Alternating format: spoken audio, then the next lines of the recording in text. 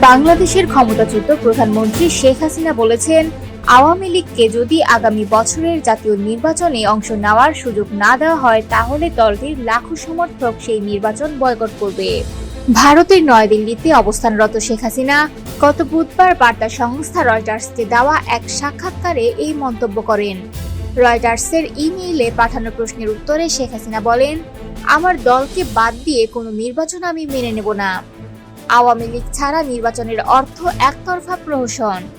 তিনি আরো বলেন, আওয়ামী লীগকে বাইরে রেখে অনুষ্ঠিত নির্বাচনের মাধ্যমে যে সরকারি ক্ষমতায় আসুক না কেন তিনি সেই সরকারের সময়ে দেশে ফিরবেন না এবং আপাতত ভারতে অবস্থান করবেন।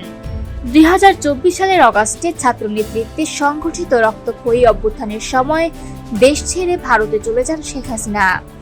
সেই অভ্যুত্থানের মাধ্যমে দীর্ঘ 15 বছরেরও বেশি সময়ের আওয়ামী লীগ সরকারের পতন ঘটে। বর্তমানে নোবেলজয়ী অর্থনীতিবিদ অধ্যাপক মোহাম্মদ ইউনূসের নেতৃত্বে অন্তর্বর্তী সরকার দেশ পরিচালনা করছে।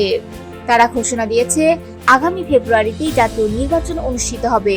তবে শেখ হাসিনার সাম্প্রতিক মন্তব্যে নির্বাচনের পূর্বাভাস ঘিরে নতুন অনিশ্চয়তা তৈরি হয়েছে।